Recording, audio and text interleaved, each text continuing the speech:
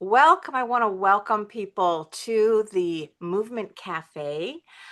It is great to see folks. It is always great to be here on a Wednesday. We meet on the third Wednesday of every month, and we have these wonderful conversations with folks across United Methodism and beyond, as we seek to sort of answer together what more can we do together. The concept of the cafes, the United Methodist creation justice movement started long ago, years and years and years ago, with people gathering here and there to see what could be done to improve the work of the United Methodist Church when it comes to creation justice.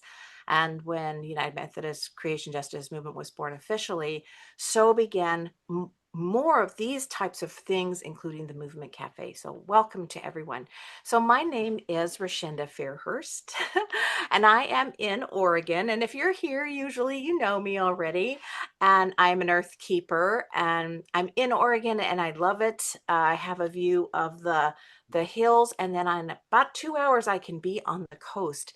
And the coast is a lot of what we're going to be talking about today as we talk about water stewardship, zeroing in on marine stewardship, the marine environment, the oceans. And we have folks from both coasts today to share with you, and I'll introduce them as we move through our movement cafe today. I want to invite you to put your name, introduce yourself in the chat. We try to stay conversational. It is a presentation series, but at the same time, we want to hear from you. We want to celebrate your work. If you have something that you're celebrating today, please pop it in the chat. If you're an Earth Keeper or you're looking at Earth Keeper training is something for you, and please go ahead and pop that in the chat also. So this is an opportunity to share all of that with others, to connect with others, and we're just glad you're here. So while we kind of introduce ourselves and get the chat warmed up, I want to go ahead and turn it over to Kathy Velasquez Eberhardt, who will tell us a lot more about the United Methodist Creation Justice Movement. Go Hi, ahead, Kathy. everyone. Not only do we have folks on both coasts, but we have me here in the middle of the country in Minnesota. Greetings from what is now starting to be a lovely spring weather here in the Midwest. I am a United Methodist Earth Keeper, a layperson in the Minnesota Annual Conference, and one of many leaders, including many of you here, who have helped to build this creation justice movement over the last 10 some years. We have a long history as United Methodists of working on creation justice and that call to affirm our relationship with God's creation. But as we've had more urgency in the most recent years around climate change and environmental injustices, we've been asking what more we can do. And that's really what the creation justice movement is all about. As we gather in spaces like this and in person at annual conference or at Earth Keepers trainings, we continue to ask what more can we do together. And so we've developed working teams and communication outlets and things like this conversation place. And so we're really glad you're here today. Each month we have a theme for our newsletter and cafe. And last month we focused on land stewardship. And this month we are focusing on water stewardship. And it's really lovely that this cafe is narrowing in on really the really holy space between our oceans and the land, and those marine ecosystems, and what they can teach us, what we can learn, and how we can act in better ways in alignment with our faith. So I'm eager to hear from the folks who are here and eager to be in conversation with all of you. So I'm going to turn it back to you, Rashinda. Grateful to have you all here. Wonderful. Hooray. So yes, I'd like to turn it over to Logan. At this point, I'm going to just introduce him just really quickly. Reverend Logan Jackson is the pastor of the North Carolina Conference in the United Methodist Church and the creator of the Marine Ecotheology program. He is married with 2 children. He loves spending time outdoors and learning about wildlife, and also enjoys reading and watching his favorite sports team in his spare time. So yes, go ahead, Logan. It is great that you are here. Thanks. Yeah. But yes. So I am clergy in the United Methodist Church in the North Carolina Conference. and I am the creator of the Marine Ecotheology program. And so it really kind of developed out of basically the idea that when we talk about creation care, a lot of times we talk about forest conservation, we talk about agriculture, we talk about renewable energies, whether it be solar, hydro, or wind. Uh, but a lot of times when a church talks about creation care, ocean kind of falls to the wayside, which is ironic since it covers the largest amount of our planet. And so, yeah, so marine ecotheology, it was meant to bridge that gap from creation care um, to the ocean. And so I used to be clergy on Ocracoke Island, and it really kind of caught my attention being there. I worked with turtle rescues, met Pat on there on the island. Um, Worked with multiple conservation and animal rescues while there. And so we rescued all types of animals, everything from pelicans and seagulls to sea turtles to a juvenile bottlenose dolphin in January of 21. And so what that really kind of brought up was this need for connection, uh, not just on the coast, but as a church. And so what I started doing was developing Bible studies, educational curriculum, um, things that not just churches could use, but other places such as camps, retreat groups, um, educational places such as local aquariums, um, school groups. And so it was supposed to, um, or it is supposed to, I take that back. It is supposed to bridge the gap between science and creation care theology. And so I have been connecting with a lot of different people. Dottie's been one, Pat another. Rachel Jordan, for those who like to read, she is a coral biologist who just released a book recently called "If the Ocean Has a Soul." I highly recommend it. And so that's basically the essence of that program. And it's still early development stages. Not a whole lot of opportunities just yet, but we are growing a lot faster than I anticipated.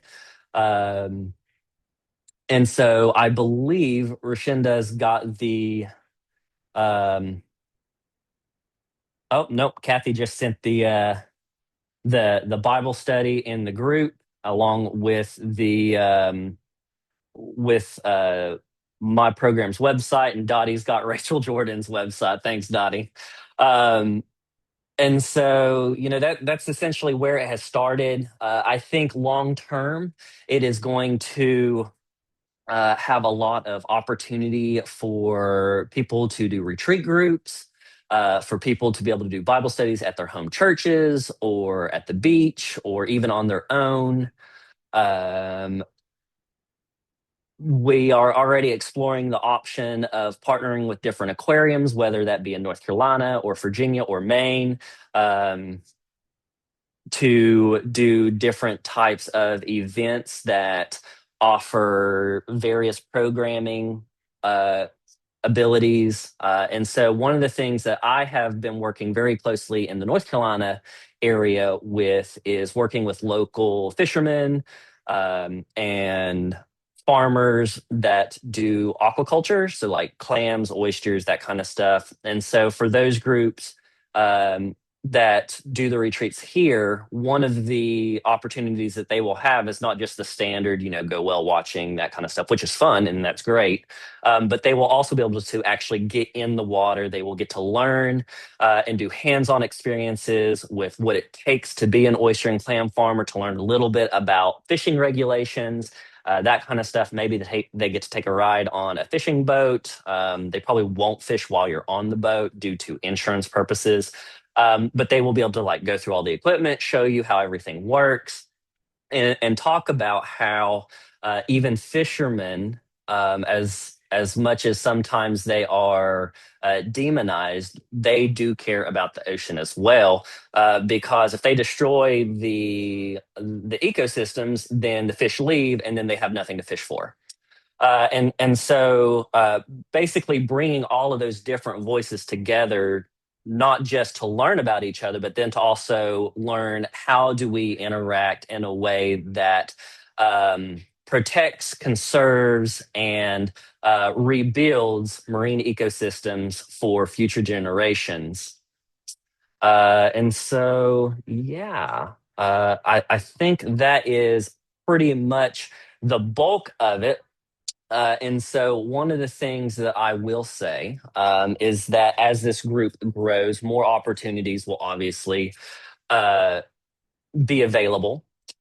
But if it is something that interests you, or you want to take to your church, or you're interested in a retreat, you are welcome to contact me directly. I am uh, not only is it my brainchild, I guess, for lack of better terms, but I am the sole person running the program right now. And so you are more than welcome to email me, call, text. I answer text a lot more often than I do phone calls, unfortunately, um, just because I'm a full-time clergy as well. And so this is kind of a side project that has taken on a life of its own. And so yeah, I'm super excited about it. It's going to continue to grow. But the biggest thing that I hope that it does is that it just brings a more clear picture of how uh, marine ecosystems affect not just the coastal lands, but they affect everybody nationwide. And so even those who find themselves in the middle of the country, um, they are impacted by coastal ecosystems, whether or not they realize it, whether or not they want to admit to it. It's true. And so bringing that to light and then talking and providing ideas and opportunities to be engaged is what this program's goal is all about. Logan, that's wonderful. I wanted to just follow up with a couple things if Yeah, possible. I'm wondering, go for it. there's a picture of you holding a pelican on the Eco Marine site, which I mean, I just like endlessly love. And I tell myself, realistically, it probably smells bad for a human to, these sort of sea creatures that we love. They're not like snuggly that you would bring into your bed at night like a puppy or a kitten. But oh my goodness, the wildness of touching that. And I'm wondering, is there a moment from your growing up, from your enter into ministry or faith that said to you, I have to make my work here, that there's a soft place right here where I need to work? Was there just a spark for you that happened? Yeah, so my weirdly enough, my career, I'll say career, has been circular. Growing up, I wanted to be a marine biologist. Like that's what I wanted to do. Um, and I had a biology two professor who ruined my hopes and dreams, unfortunately. And so I started working in a Christian camp, um, got my calling into ministry there. And so I thought I was going to be a camp director. Uh, and the jury's still out on that. But then I started working in the local church, really enjoyed it, felt God's call in that. And weirdly enough, I got asked to serve on Ocracoke. And while I was on Ocracoke, I started getting engaged, made really good friends with the local wildlife rescuer. And she knew that I loved pelicans. I mean, I had pelican bumper sticker, I had a pelican mug. Whenever I bought a shirt at Ocracoke, it always had a pelican on it. Um, And so the reason why I have that picture of that pelican is that she called me one day and she goes, "We just got a pelican rescue in. It's at my house." And I said, "Say no more. I'll be there in 5 minutes."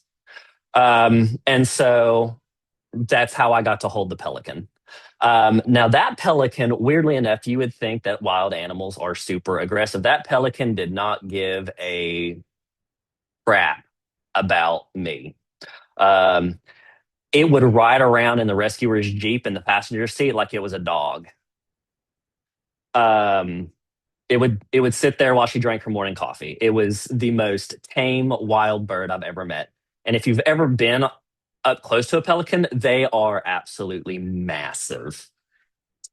And so that's the story behind the pelican picture. And so got to release it, successful release for that.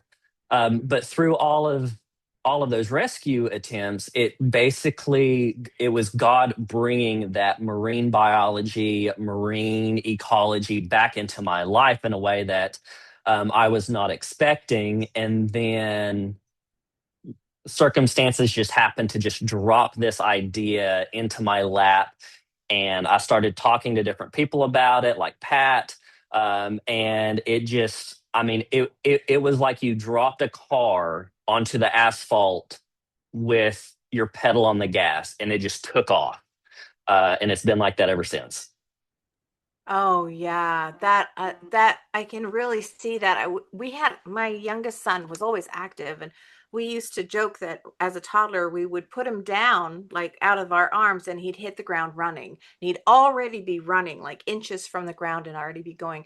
There's that sense of things when they are, as we call it, a God thing, that it's just present and real, and that nudge you just can't turn away from it. And even though it's hard, right? So I really I hear that in your story that you got bit by a pelican, not literally bitten, but this sense that the nudge within you just got really loud. About 1 minute, but I do want to say you want to, what I heard from when you were talking is that you want to make protection a work of faith in the marine environment, and that's part of what marine ecotheology does.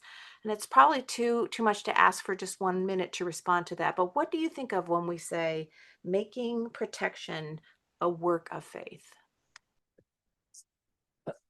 So biblically, we are called, part of our calling as humanity as a whole, but also as disciples, is to care for God's creation. And so if we are to faithfully follow that calling, then I mean that's it in a nutshell. That is why it is a work of faith. But for so long, it has seemed like in a lot of areas of faith, faith and science do not go hand in hand. And so one of the things that I am also trying to do is bridge those together in conversation. And so, we can't understand fully how all marine ecosystems um, thrive unless we know the science behind it. And so that's one of the things that that my program will bring into light as well. Thank you. That is marvelous. So we're going to get more chance to talk to Logan, and we have two more wonderful speakers ahead. And because her name came up so often, I want to take a good look at Rachel Jordan's book, "If the Ocean Has a Soul: A Marine Biologist's Pursuit of Truth Through Deep Waters of Faith and Science." This is a really accessible book centering on faith, full of Psalms, and it's just highly recommend it. Okay, so I want to move to now to speak and introduce with Dottie Younger, who is here with us. And I'm just going to go ahead and read a little from her bio as her introduction. And of course, all the bios and links to more about each presenter is available as well. So Reverend Dottie Younger is the director of the Maine State Aquarium and an ordained elder in the United Methodist Church. She has her graduate degree in marine biology from the University of Maryland and a Master's of Divinity and Master's of Theological Studies from Wesley Theological Seminary. Her thesis on environmental justice themes in the Hebrew Bible and the real-time issues she encountered as the Anacostia Riverkeeper, Dottie has also worked for the Smithsonian Institution and the Discovery Channel as a marine biologist and educator. And she's also an earth keeper. So, oh, and she's got turtles. This is marvelous. And her piece in the newsletter too about turtles was just lovely. So, Dottie, I'm just going to pop it right over to you. Great.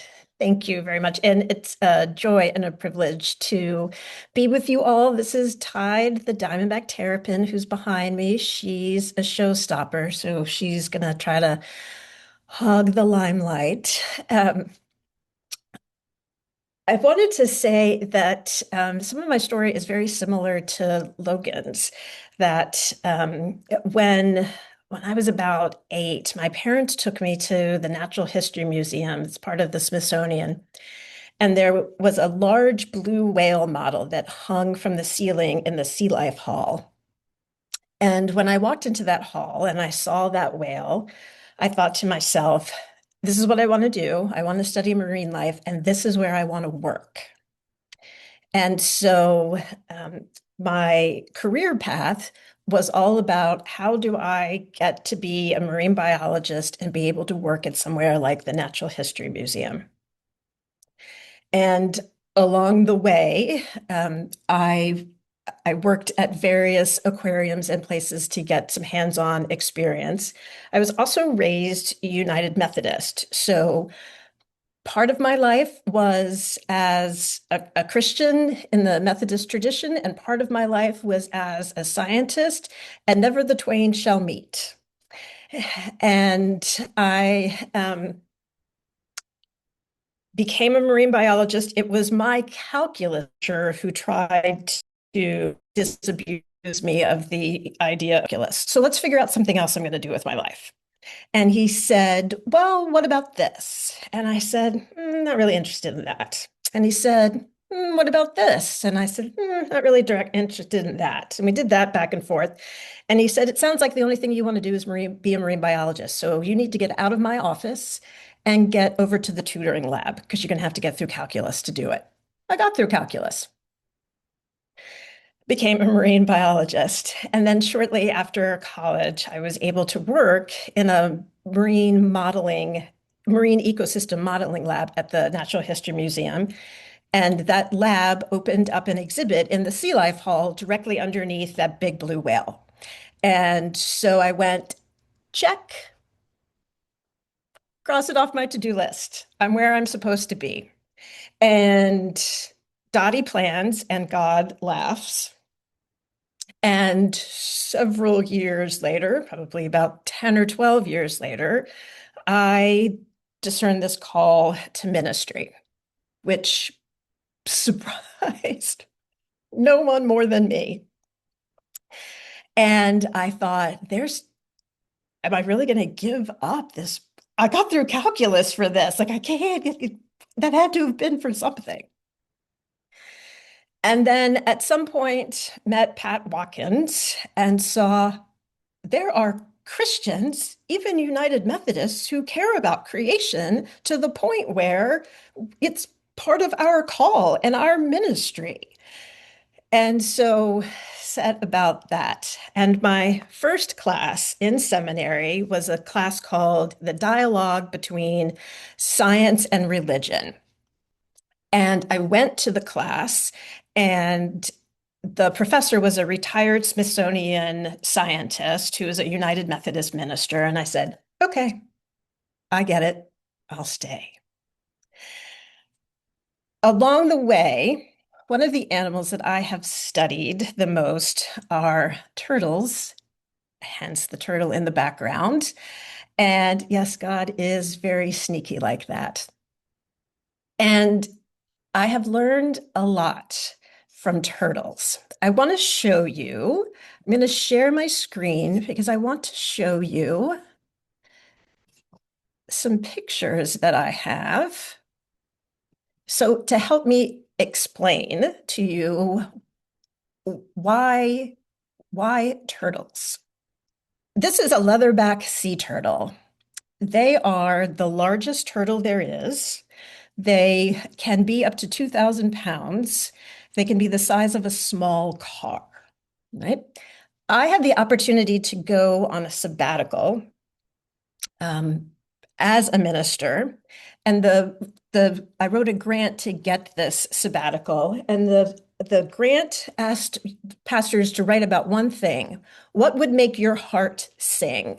And I said my heart would sing really loudly if I could go see sea turtles in the wild. And so I was able to do that. And I went to a beach on the western coast of Mexico, where there is a breeding population of leatherback sea turtles. There's only 300 leatherback sea turtles in the Pacific Ocean. There's only 300 of them. And this is one of the prime nesting beaches for them. That leatherback, 2,000-pound leatherback, she has to come out of the water. She has to crawl up the beach up past the high tide mark and start digging her nest. She's not made to be on land. And so this is quite an arduous task that she has before us. There is, in my understanding, this liminal space between the sea and the land that she exists in, that all female turtles exist in. They are of the sea, but they also must return to the land because that's where they're going to lay their nests. So this is a female that I got to see laying her nest. We used red lights because bright lights will scare them off, the females off, and they won't lay their nest. Because there's only 300 of them along this stretch in the Pacific and along the stretch of beach, their eggs are too valuable to leave on the beach. They could be taken by animals, wild dogs, coyotes, foxes, raccoons. They will all come and dig up the nests and they will eat the eggs. Poaching of eggs is a huge issue. They're an aphrodisiac in many cultures, and so they are collected, and people can get thousands of dollars for these eggs. So they're too valuable to leave in the sand where she nests. Once she starts laying her eggs, she goes into this trance, and nothing will stop her. So that's literally me, half in her nest and half out, with her laying her eggs in my hand. And I can still hear the plopping sound as she is doing that. And she is sighing heavily because her weight is crushing her while she's on this beach. Which makes me think about the labor of creation, the ways in which the critters have evolved to live on Earth, to be the creatures for which God has created them to be, and the labor that they go through to be able to live into their calling. For her, it's her calling to lay her nest. And this is the exact same beach that she came from. We know this because she was tagged, and females always go back to their same beach. This is what a hatchling looks like. This is the hatchling of a leatherback. These are hatchling of loggerheads. So we were able to see them. Sorry, these are Ridleys here. Sorry, these are Ridleys. They are collected even when either they're moving the nests or they're moving the hatchlings once they have already come out of the nest. And they take the hatchlings and they take them to a protected area on the beach, and they keep them until they're big enough to be released and withstand, have a better chance of surviving out into the wild. And then when they do, they've got to run this gauntlet back down the beach themselves to get to the ocean. So they too live in this space in between land and sea. What we have now learned in like the last 10 or 15 years, and I didn't know this before, and it's amazing, those turtles are talking to each other this whole time. turtles do vocalize. There is some parental care among turtles. So when those hatchlings are in their eggs, they are communicating with one another as they are growing and developing. And as they are getting older and closer to the time when it's time for them to hatch, which is about 2.5 months, they are talking to each other to coordinate when they all come out. So they come out at once. And when they come out, then some of them have to dig from the sides, some of them have to dig from the top to be able to get them all out, all 100 of them, and then get them down the beach. So when the grant people asked me what would make my heart sing, I had no idea that I would be witnessing turtles that sing to each other. And it made me think about the times when those eggs or those hatchlings are poached. And as they're being carried away from their nest and as they're being carried away from each other, they may very well be talking to each other. And the females out in the water may very well be calling to them. So we are silencing creation when we disrupt creation's ability to be the creation for which God created it. And now that I know that, I can't unknow that. And so that is where Logan was talking about protection of creation as part of our call as Christians. This is a spotted turtle that I had the opportunity to raise in at the Calvert Marine Museum, my previous appointment. Her name is Slim. Her mother laid eggs right around the beginning of Lent. And my coworkers and I decided to incubate those eggs. And my coworker said, don't get your hopes up. We've never had any spotted turtles survive here. So it would take a miracle for them to survive. And I said, they need to incubate for 6 weeks. In 6 weeks, it'll be Easter. I'm going to expect a miracle. And 6 weeks on Easter Monday, I am not kidding you, she began to hatch. And you can see her make her way out of her shell. And then you can see her split open her shell and start to come out. This is her now as an adult. And you can see the beautiful markings on her shell. That's why they're called spotted turtles. And no two spotted turtles have the same markings. Each one of them is individually marked. Each one of them is their own individual witness of creation, which I just find so beautiful. This is Slim, right after she's come out of the incubator. This is her in the palm of my hand. That's how small she was. And I've poured some water in my hand, and then I placed her in it. And you can see she put her head below the water, and she started to look around. Spotted turtles, sea turtles, tide, the diamondback, spend most of their time in the water. They're only on the land when they need to bask or when they're laying eggs. So this watery world is what she is called to live in. This is the first time she's ever seen water.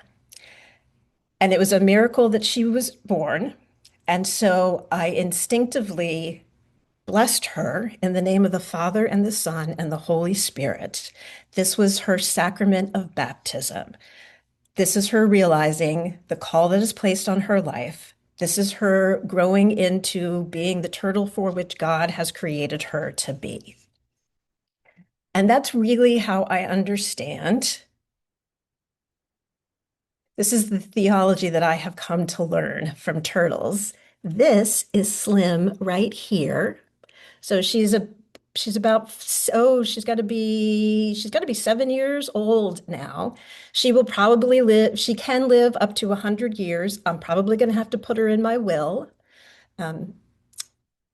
But she reminds me every day of the call that God has placed on our lives. And as United Methodists, our call is to be caretakers of God's creation. It's not our creation, it's God's. And we are called to along with God, be creators to allow creation to be what it was intended to be. I want to check my time because I'm passionate about turtles and I'm a preacher, so have a tendency to go on. All right, So I'm Christine. also happy to stop here and take questions as well. So we are at time, but I'm hoping that we have a little time to return when we because we've built a little bit of room into our conversation today, and all of our presenters will be hosting a breakout room, so you'll have a chance to talk with them more. Full disclosure: I, as a small girl, found a hatch nest of baby turtles wandering around my backyard, and took one and hid it in my piggy bank for a couple of weeks before my mother found out, and I had to give it back. But the charm and beauty of them, there's no denying. There's no And denying it. So I want to now introduce our third speaker today. So Greg Clensy has been working in camping for almost 30 years. He grew up in Montana and fell in love with the Pacific Northwest. Woo! And has started living there beginning in his 20s, and it is now home for him. It's a great place to read books and play board games when it's rainy, and even a better place to explore the wilderness. He is a lover of all things furry, crawly, swimming, or flying, which I would assume includes pelicans. And he believes that camp and retreat centers like Ocean Park exist to create community, facilitate discovery, and be examples of a better world by maintaining peaceful, beautiful, healthy spaces and that are welcoming, safe, and affirming for every person. And I might add, every creature perhaps as well. So go ahead, Greg. I'm so glad that you're here with us today. Hi, thank you for having me. It does include pelicans. I actually work at Peninsula Wild Care. My daughter loves wild animals, probably more than I do, even if you can, which is hard to imagine, but she's obsessed with them. And we do take care of pelicans. We really try not to touch them because they're often covered in sea lice, and that is a really terrible thing. But I've been bitten by a pelican, literally, actually, and it doesn't hurt as bad as you might think. But they're amazingly light for the size they are. So, yeah. But anyway, I fed them and cared for them as well as many other things around here. So it's been quite an experience for me.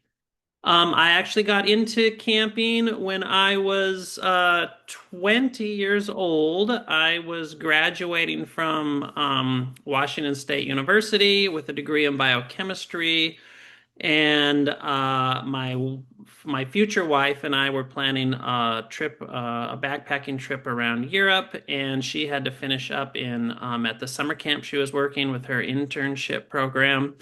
And so I went and worked there for a year as the maintenance coordinator. And I didn't like children. I didn't imagine working at a camp. I'd never heard of doing such a thing. I had actually wanted to be a marine biologist at one point, but I lived in Montana, in landlocked Montana, and I didn't have any examples or thoughts about how that would be a thing. But so that never really crossed my mind. So biochemistry it was. I worked for a year at the camp waiting for my wife to finish up her internship. We went traveling. But when we came back, I was still looking at work, but there was other work at that camp. There was other camp work that it had kind of grown on me in that year. I started loving it. And when we got back, it felt like something maybe I'd want to pursue. And so I got into Christian camping, and yeah, I was really bitten by that bug. I'm a generalist myself. I love working for the church. I love the church when it is at its best, and when it's at its best, it is socially active, environmentally active, and I just find a lot of power. I find that to be really powerful to be a part of something like that that can do so much good for so many people, an institution like that. So I really do adore working for the church and working in camp and retreat ministries in particular, because I see the kind of profound changes it can have in people's lives. And these spaces are really reaching out to children in a way that I think is really important for me, and to adults as well, as well. But with children, I think they're finding church, they're finding God, they're finding creation at our camps more than anywhere. I think it speaks to them in a particular way. And I love these spaces that we create at our camps and these places we try to preserve. So that's just a brief of my story. It was a little more winding than I make it sound, but I'm here and I've been in camping for 28 years now. And I had a year of being an open water scuba dive instructor. And I love the ocean. I love the water. We vacation in places where we can dive almost every year. And my daughter, who is 13, has been open water certified for the last 2 years. And yeah, I love all animals, but marine animals tend to have a special place in my heart. And so here at the camp, one thing that we do there's two ways in which we really intersect with teaching about creation care around the ocean in particular, around waters in particular, and that is through our outdoor school, which we do. We have a program that we run for the Ocean Park elementary students. That's usually around 70 fifth graders who come out to the camp. They'll be here in just 2 weeks, actually, for our fourth year of this fairly new program of ours. And then during summer camps, which we've had summer camps going since 1941 here. So that's been a much longer time. But I think there's been more emphasis on creation care and environmental stewardship over the last probably 2 decades than there had been before, for sure. I've been here at this camp for 4 years. So one of the things that Rashinda had asked is to talk about what a day at camp looks like. And there are, I guess there are typical days at camp, but they all look a little bit different. But I'll explain a little bit more about the outdoor school, and then you can see where how that intersects with what we do for our summer camp. Because outdoor school is for the Ocean Beaches School District. It does not have any theological basis at all when we have the outdoor school kids here. It is all curriculum, is all national science standards, curriculums, and all of that kind of thing. And we have these field studies for forestry, meadows, and ocean. And so the ocean includes surf and dunes for us, and for meadows will be will be the coastal understory.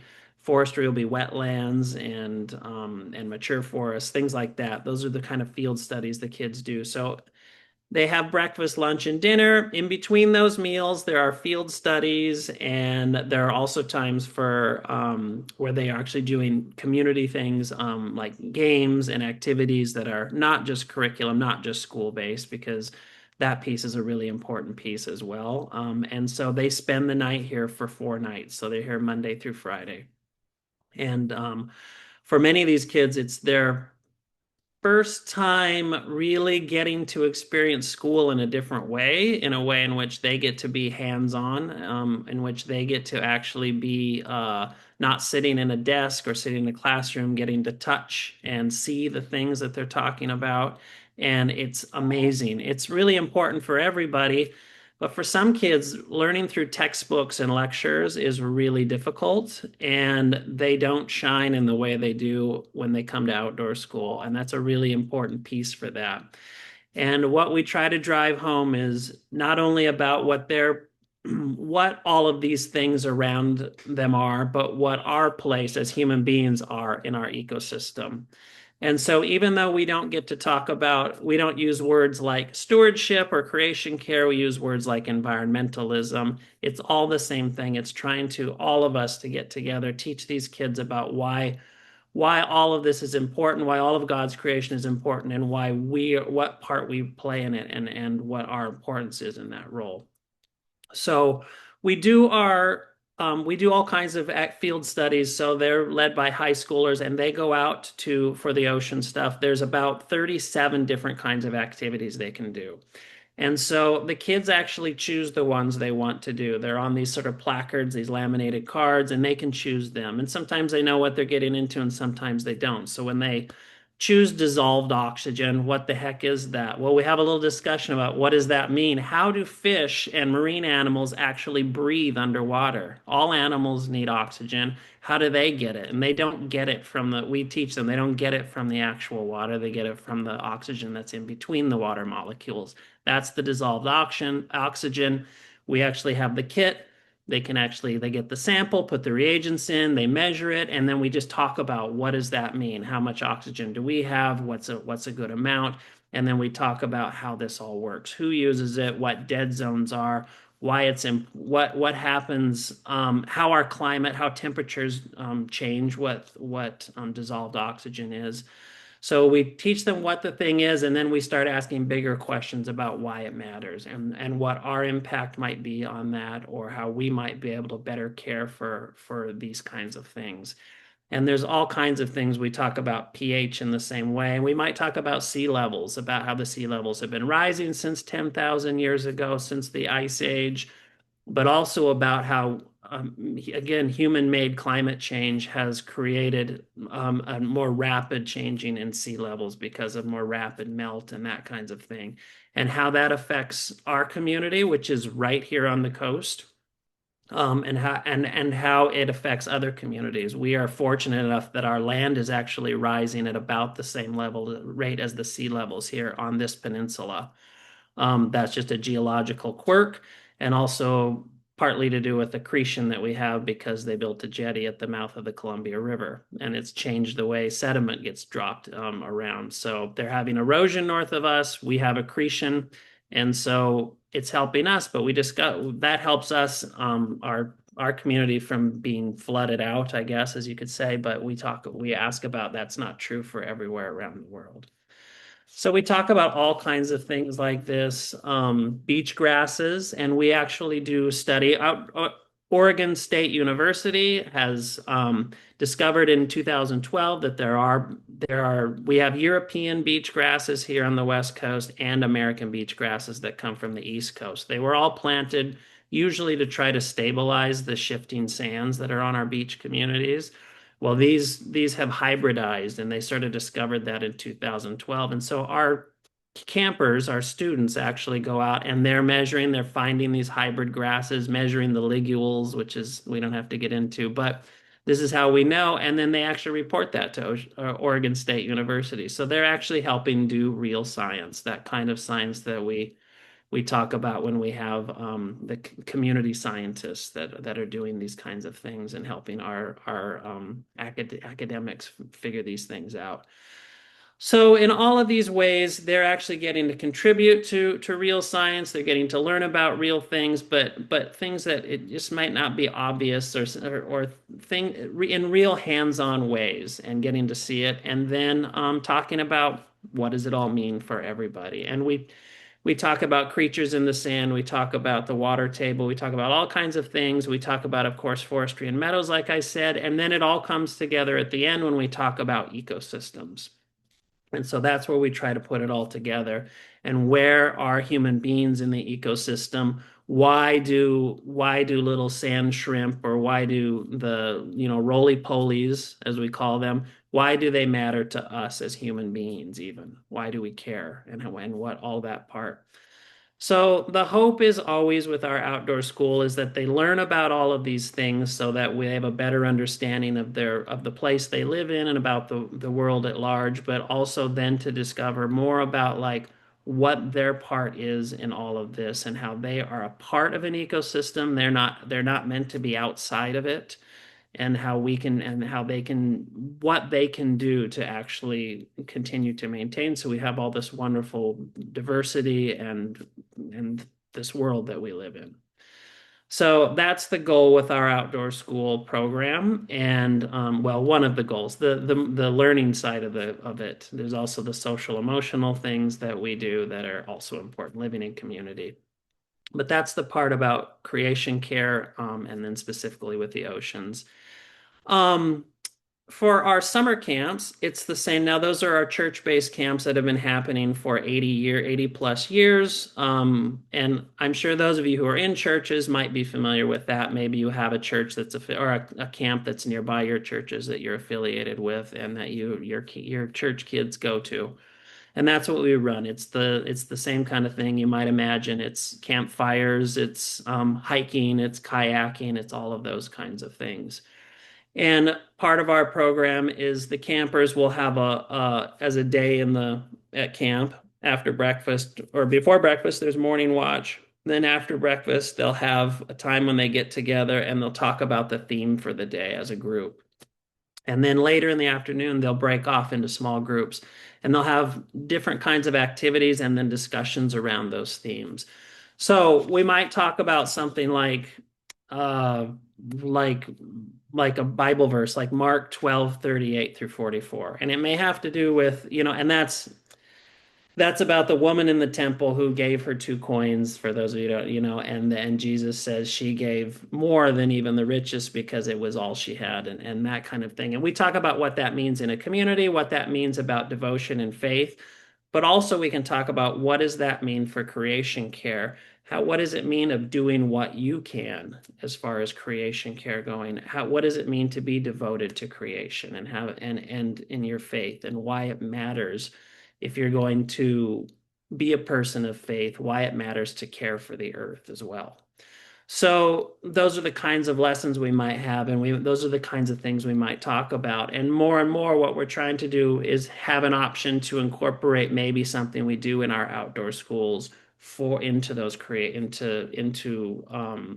our small group activities, so that they might actually do something that's actually science-based. Logan was talking about how theology and science don't always go hand in hand, but I think they do more than they don't. And that's the way in which we approach that. And it's really just, I mean, all of creation, just because it's based on physics and biology and biochemistry and chemistry, it doesn't mean it wasn't created by God. It doesn't mean that it's outside of theology. Those aren't separate things. And so it's a big part of what we do here is to talk about those things. It's everything from our meals, where we talk about composting and why we're having the type of food we have, which is basically it's all scratch based. It's meant to be nutritious. 65% around of our food, of our base goods, like our wheats and our flowers and our vegetables and our fruits, are organic, and we try to buy local and seasonal as we can here, and we talk about that. We have a garden here in which we grow produce for our food bank. I know this isn't ocean based, but this is all about what we're talking about when we do creation care here. And the kids have a chance to actually go in the garden. Usually the time in the summer, it's usually weeding time. There can be some harvesting depending on what's coming up at that time, but it's okay. For 20 minutes, it's fine for kids just to be out and doing that. That's about what you get with younger kids. With the older kids, it can be some other things. So, And but yeah, and Greg, I'm gonna just jump in here and say we yeah, are at time. yep, that's fine. That's a Yeah, and great place. That tells you a little bit about what we're doing here. yeah, that's great too. And you can hear that you're sort of at camp, you get a chance to like unroll the whole ecosystem and how everything works together, and the the hands-on examples for the kids to learn about how it works when they touch it and see it and smell it. And so I'm going to give Logan one chance, a moment here to give a public service announcement about touching marine life. Go ahead, Logan. Yeah, put it in the chat, and I'm sure Dottie will back me on this. We talk a lot about our opportunities to handle wildlife, meet pelicans, uh, meet sea turtles, that kind of stuff. Please don't do it unless you have the proper training. Especially when it comes to sea turtles, they are federally protected, all of them. And so don't do it. That is a felony, and it will get you in a lot of trouble. So unless you are with a trained professional who gives you permission, or unless you are trained and on site to do a rescue, don't touch the wild animals. Let them be. Yeah, I think that's really important. There are increasing incidents of things like whale strandings, dolphin strandings, and there are organizations that are actually being proactive in training volunteers in how to respond. So if you think that you might be walking along the beach and want to jump in, if there's a stranding or something like that, connect right now with people who have organizations that way. Dottie, I saw you unmute, and I know you had something else you wanted to mention at the end of your presentation, and we do have a couple minutes, so I want to turn it over to you. Oh, I was going to say that what you saw with the turtles, we were operating with a registered guide and naturalist and sea turtle rescue program. We were operating under their permits. We weren't just out there touching sea turtles, which, as much fun as that sounds like, don't do because it's against the law. I want to so Dottie and Greg and Logan, to some degree, you also experience this, but how, though many of us feel called to work in ministry, but not necessarily in a box church, like in a church that's a box with a steeple and and how do you talk to cabinets to make room for bridging this kind of ministry for God's creation, either training alongside the theology that which you managed, or just recognizing that God's world is the church, that is the holy ground, and how to bridge that. So Dottie, you made that Please, journey. please let Yeah. me take this. Please let me take this. What you do is you meet Pat Watkins, who is ordained clergy and helped found the Earth Keepers movement and God's creation within the United Methodist Church. And then you go back to your bishop and say, Pat got to do it. How come I can't? Um, I'm being silly about it, but I went through the ordination process.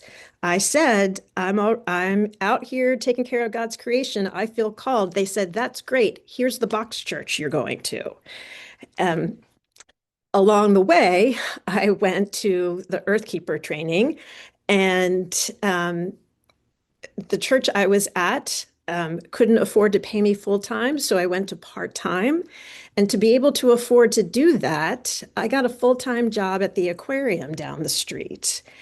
And I said to my bishop, what I'm doing at the aquarium, I'm baptizing turtles at the aquarium.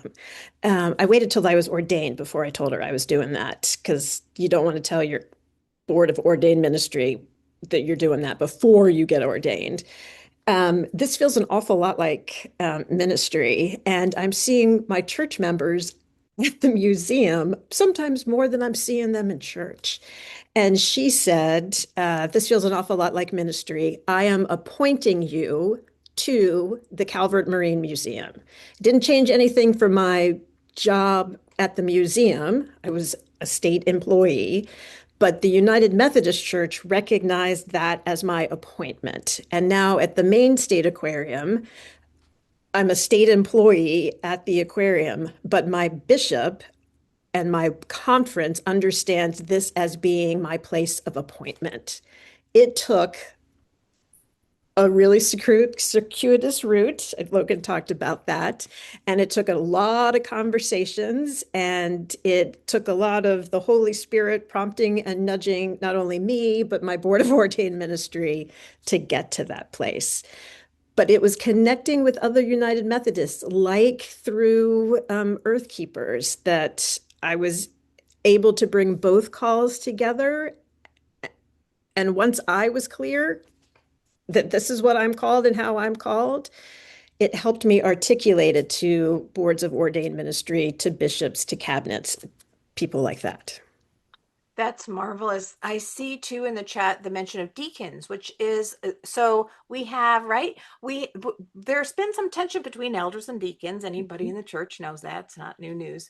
But I think we've come a long way in recognizing the parity of the call and how important both are to the church, but also I think when you're called, making sure that if you're called to elder, you can still be in marine ministry. If you're Right, called to elder. deacons, you can still serve the church. So I think that in a more formal way. So I think that I hope that cabinets are becoming more open to recognizing the call above the crown, so to speak. I want to, Logan, you had unmuted a little bit earlier, and I think maybe you wanted to weigh in as well on this because you're navigating this right now in your own ministry. So do you want to share a little bit about how to help cabinets understand why this is godly, right? Yeah. So what I was going to add in as well is I am going to echo Dottie. If this is something that interests you, connect with Pat. He is the best cheerleader ever. So kudos to him. And the other thing that I would say that I would add to that is while we have made a lot of growth and the church has made a lot of growth, there is a downside in that this is still a growing process. And so there are still some conferences, some cabinets, some boards of ordained ministry who have not reached that point yet. And that's not always affirming, but we're all human and we're all still growing. My particular situation, this project is basically my pet project. So I still have a box church. They interact in some ways as far as like helping me develop the Bible study. So like my Bible study group at my church sat and let me teach that Bible study and gave feedback. But as far as the marine ecotheology program itself and the church that I serve, they are two separate entities. And so the marine ecotheology is all like my spare time. Uh, and and that's not necessarily a dig against the North Carolina Conference. It's just how it kind of is working out right now. So that weaving root. And I realize when I say box church, I somehow denigrated that. Oh, I got to learn. No comparative comments. It doesn't work. Um, I served local churches. I love them. So is no shade on local church, but also this recognition that this sort of spectrum of ministry and that all of these ministries are incredibly important and valuable and necessary. So hopefully I didn't misspeak. We are actually at our opportunity for moving into breakout rooms. Greg, I did want to give you a quick chance to respond to that. I know that as the director of the camp, it's a little different for you in this space than navigating cabinets, but there are a lot of folks who would love to find themselves directing a camp. Ocean Park was a camp before it was a town. And so is there any insights for you as to how to move into camp ministry? But we just have a minute. I'm so sorry. Yeah, well, I'm a lay person, so you don't have to go to seminary or anything like that. It's really just having, I think it's networking, building experience inside camp ministry. So it's starting to work at your own camp and starting to find your way. It can be starting at a small camp if you're wanting to be a director, but often the way in is you start as a volunteer. And move your way through into whatever direction your passion and you're called to do. One thing I would say is that the clergy are often invited to stay free in camps for a couple of days at a time if they're willing to offer service, Eucharist. And so if you need a few days and you want to reconnect with the sound of the seas, an ocean park, an ocean camp might be something you can connect with the director and say, hey, I don't want sea lice, but I want to come and see if I can see a few pelicans. We are free of sea Working lice. that's right. A team sea lice. I don't know if I'm on that team, but at the same time, it's all ecosystem, right? So okay, And so turtles don't get sea lice, so I'm just saying. I was gonna say, so And you're kind of just also remember too, everyone, we believe in a priesthood of all believers. You do not need to be ordained. You do not need to go to seminary. A priesthood of all believers. We are practicing ministry. So I just want to affirm everybody's call. Absolutely. Oh my gosh, yes. Do not lean on your own understanding. Be in a group and learn from each other. Social holiness, but it is not, there's no crowns. I know some of our hymns are still about the crowns. It's not about the crowns. It's about the service.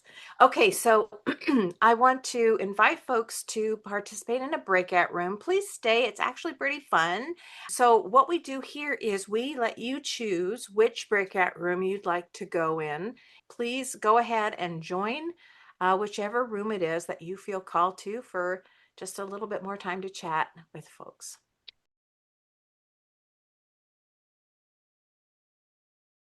Here we go. Here we are. We're so glad that you were having a good conversation. We were joking about turtle vibes here. So if your ears were ringing, that's why. Oh my gosh, it's just wonderful to be having these conversations as a church. So Greg or Logan or Dottie, is there anything else you might want to share? I got one. I got one. So we talked a little bit about it in our group, but if you do have an interest in creation care, whether it be marine based or water based or animal based or whatever, any kind, and you don't know where to start or you don't know who to talk to, um, you probably heard echoes of it throughout the presentations, but Pat knows a lot of people. If you don't know where to start with Pat. Start with Because Pat. what Pat's Yep. Because what Pat's going to do is he is going to listen to your idea. He is going to cheerlead you, but then he's going to go, you know who you need to talk to? And then he's going to give you a list of about 15 people. And then he is going to start an email thread and say, hey, everybody, this is so and so, and they have an interest. Help them get started. Because that's how it sounds like Dottie got started. That's how I got started. And if you want to get started, talk to Pat. Okay, so at this Thank you, point, I'm Logan. afraid I'm gonna invite Pat to share so people can see you and go ahead, Pat. Yeah, thanks for that, you guys. It really means a lot, and it makes me think, well, maybe I've done something right at some point in my life. So I'll put my email address in the chat. And then, yeah, I'm happy to talk to any of you. Yeah. And for a while, Pat, for our conference, like at the beginning, right, 20 years ago, when we're not talking about this the way we need to, Pat is there pushing, getting the denomination to pay attention and attend to this alongside others. And he actually served as the minister to God's creation. What was your title? Tell me again, Pat. Well, I was a missionary. I was an official missionary of the General Board of Global Ministries, but my missionary assignment was to the care of God's creation. And Dottie and Logan, when y'all were talking about being ordained elders and deacons and how to look at the church other than a big steeple somewhere, it was easy for me because we all love missionaries, don't we? And so it really didn't matter what the missionary did if the missionary was officially recognized with our board of church and society. I mean, our board of global ministries. Then a bishop is going to appoint you to that position. Easy. But what Logan's doing on the side, what Dottie's doing, and what I did as a missionary, all the same. It's all the same, but I had this official position, so it made it easy for me. It's just so weird. That's so weird. Yeah, and a lot of lay people too. Just to throw that in there, pepper that in there. As a clergy person, when I talk about calls to ministry, even in a clergy setting, I'm always also thinking about lay people because I work hand in hand with lay people, and as far as I'm concerned, they're ordained too. The work, that the passion, the nudge, the energy, it's not different. So, so just to clarify that as well, we are at time. And I just want to thank our presenters so much for being here, for sharing their expertise, their encouragement, their hope, their wisdom. And what we do at the end here is that we say the recording will be set and sent out. And I invite Dawn to send us out with a prayer. So go ahead, Dawn. Thank you. Thank you. And thank you, everybody, for such a wonderful cafe. It was just so inspiring, the work that you do, and I'm very grateful for it. All right, everyone, let us pray. Lord, we come before you to pray for the well-being of the planet. Thank you for the waters of the earth, for the life-sustaining rains, lakes, and oceans. We lift up a prayer of protection over all the oceans, asking for healing for all creatures and ecosystems that live in and around them. Forgive our neglect of your creation and our role in contaminating the earth with plastic and waste. Pour out your Holy Spirit on us that we may have the wisdom to work effectively to restore your creation, ensuring that the health of the sea is preserved for future generations. Amen. Amen. All right. Well, Thank thank you you so all. much.